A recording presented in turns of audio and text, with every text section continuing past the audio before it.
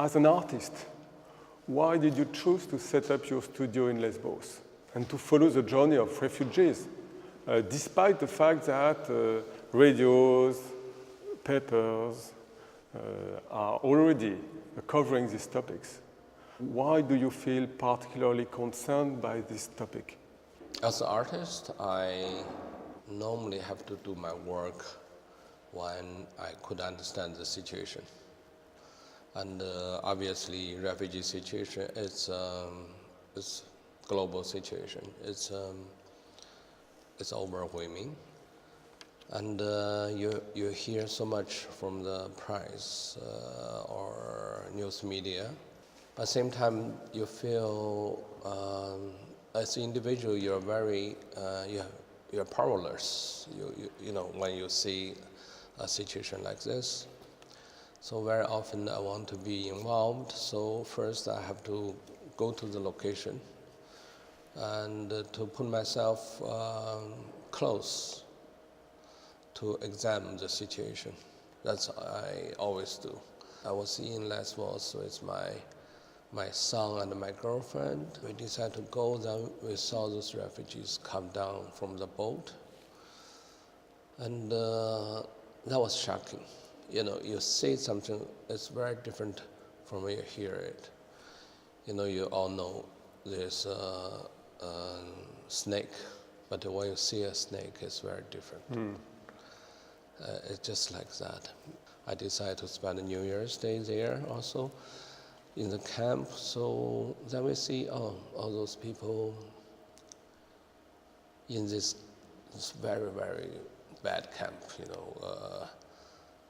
There's no light, and the people basically just sit on the mud, and you know, it's wet, and there's no hot water, no bath, or no or any kind of daily needs. Then there's Europe. You see, there's no help for those people, and except some volunteers, and so. Yeah, that got me involved.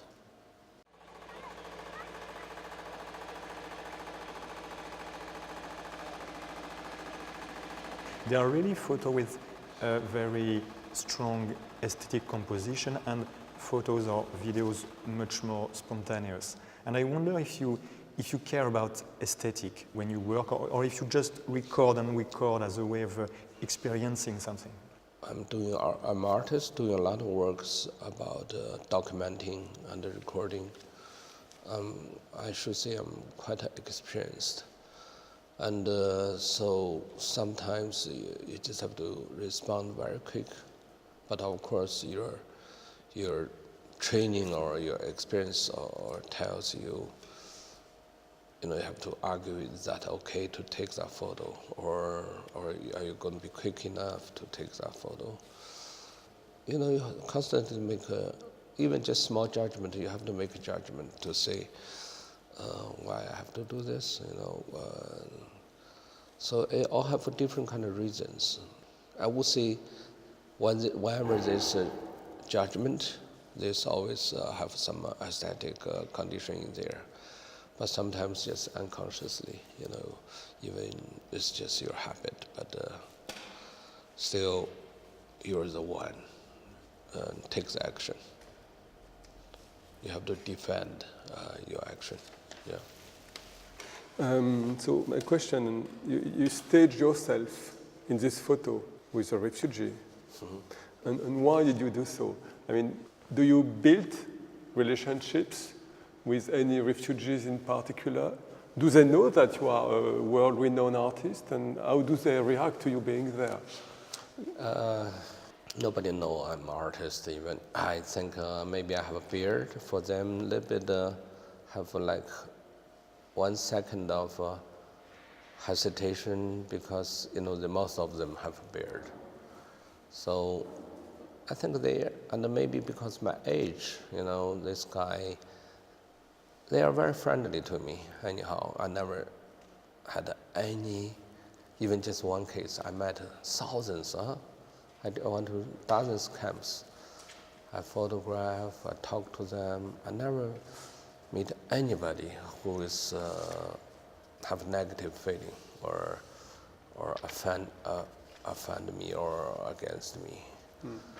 So I think it's a natural act. I like to me, my social media use is more or less like a diary. So I meet people, I take a photo, I have an interesting conversation, I would take a photo, and I just say, oh, maybe enough to remind me this moment. But very often you don't even have time to look back, it's very, so I sometimes surprised. I said, okay, that's nice, I did that before.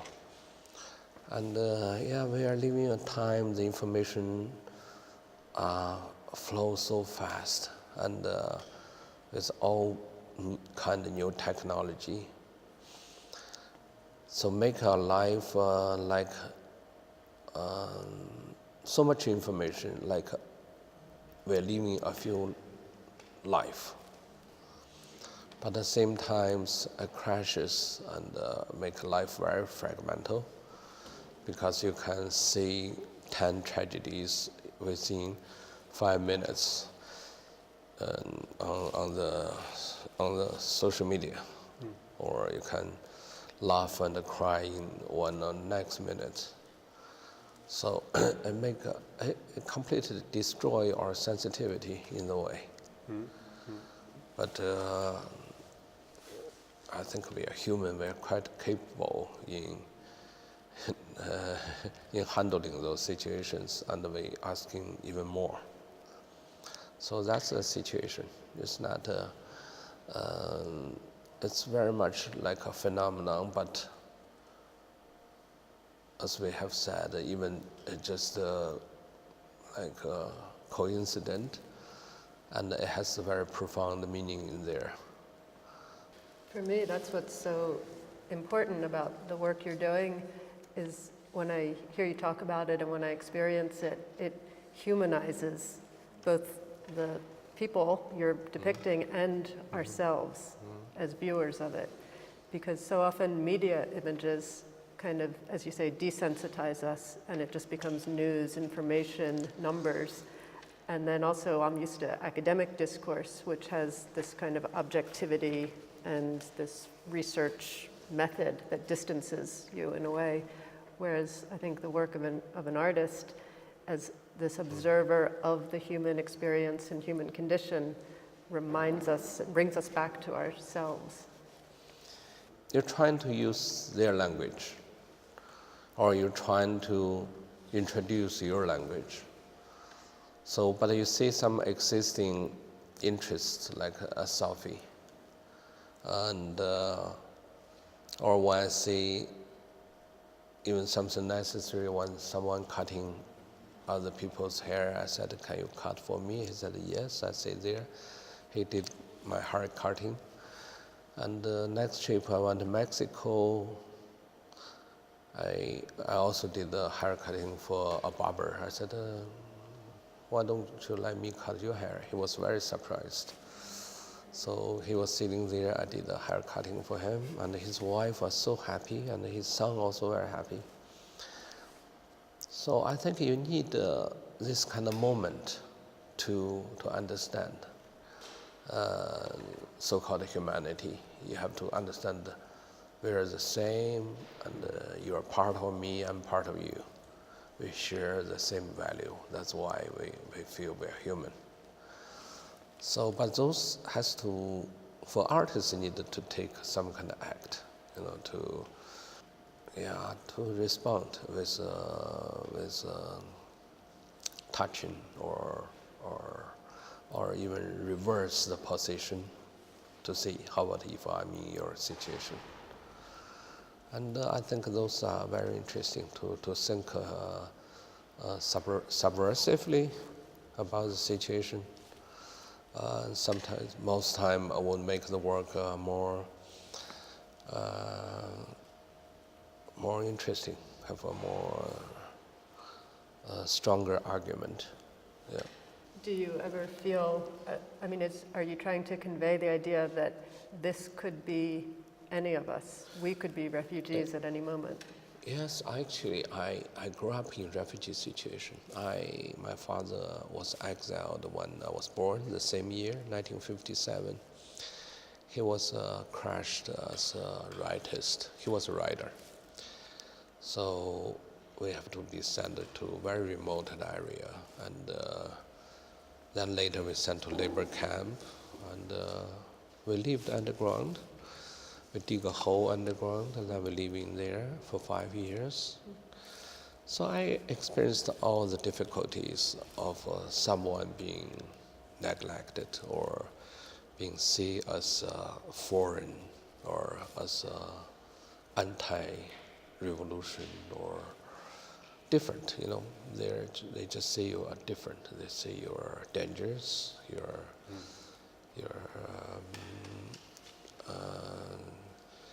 All those experiences, I have a strong memory. Maybe that is a foundation of why I do associate myself with those people whose misfortune. Ai Weiwei, you have already collaborated with other artists, such as Olaf Eliasson. You worked with architects. Have you ever collaborated with a social scientist? And would you feel like it? I mean, you've explained to us before that you develop a huge work of documentation. But what do you feel about so working? Much. You know, I never see artists has any superiority in terms of experiencing or to transform your expression into some kind of new language. Very often I'm learning like this moment from social scientists, so from you guys or from other people. For me, it's a learning process. And those times are most important for artists like me. And it's like a daily training. You know, I think any sportsman is not just wanted to achieve Olympics, but rather a daily training. You know, that make day by day, and that's most interesting to their life. And you, Mimi? And what do you think about the idea of, collaborating with an artist such as Ai Weiwei? Do you think it can fit the knowledge, understanding social sciences have? Definitely. I mean, it's incredibly enriching in several different ways. I mean, on the one hand, the amount of visual documentation that you've produced over this year or more is such a new insight, a new way of seeing the refugee crisis. It's very different from the media images and different from if you went yourself as a researcher and sort of did a research project, you would be very focused on asking particular questions, interviewing people. But your work is this kind of broad experience that gives a new kind of data, I think, for social scientists and a new way of seeing the refugee crisis. And then the other side that it makes me think of is new ways of communicating it. And so in research, we're so used to writing. We write articles and we maybe give a lecture, but to communicate to a wide public of many people and to instigate discussions, conversations, new ways of experiencing this issue, the kind of visual impact of art is very different, and it touches people differently, I think, and connects them to the issue differently. You very often involved people in your work, and I was wondering if you are thinking about a way to involve refugee in your work. Perhaps in the documentary film you are preparing. I think it's very difficult, and because I know my knowledge about them, even I have been interviewed over hundreds of them. We did a few hundred hours of documentation.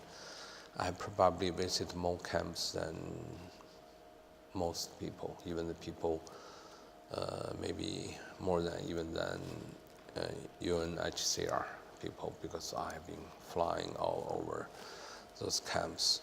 But still, what I have seen is very superficial. And maybe their life as a refugee are also very superficial, because the content of life is almost nothing. You wake up, then you wait for the sandwich, you make a few phone calls, then the day come to the end, then you wake up, there's no other information coming.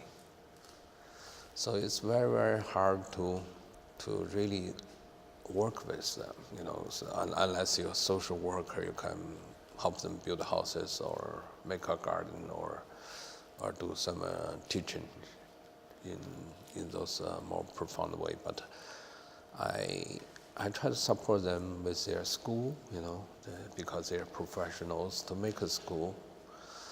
Also hospital in dealing with their life situation, because they just like us, they need a hospital.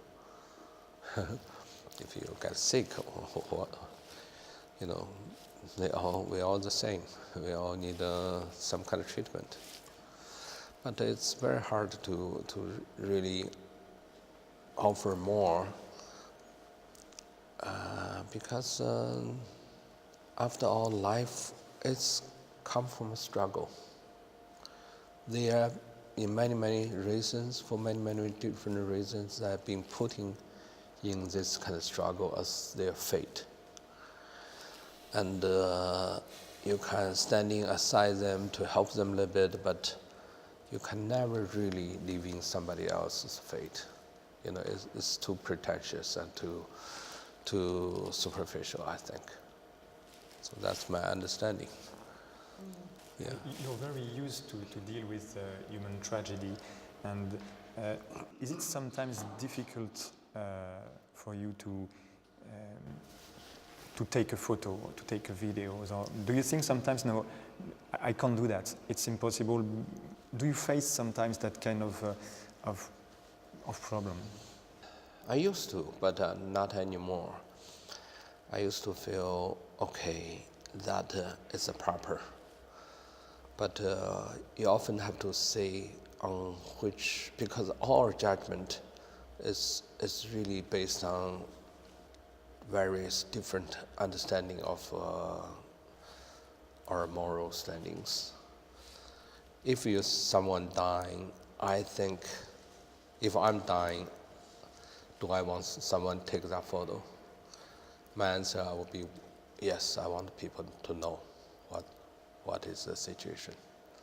So I often say, it's not that I take that photo, it's if that photo have rights to be exist.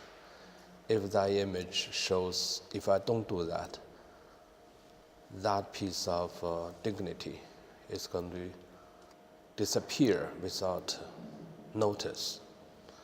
So that pushes me to some works. Very often people say, oh, maybe that is not moral or whatever. But to me, I don't have that kind of problem. I would judge by the information that that image contains and what kind of message that would carry. I think those are very important to record something, to witness something, because sometimes even it's very difficult to look at it, but if you close your eye, it seems never happened. That's even more difficult to accept. But I think also your images go beyond just showing people as victims, as desperate in rags, that they show human dignity, and they show people living their lives in difficult circumstances, but with dignity to them. Yeah, your attitude definitely reflects in your photos. Very often we see some journalist photos have such a superior, elite, or detached position to, I'm so pity on you, or look at this, so pitiful. But I'm quite conscious, the photo I'm taking is me, could be me.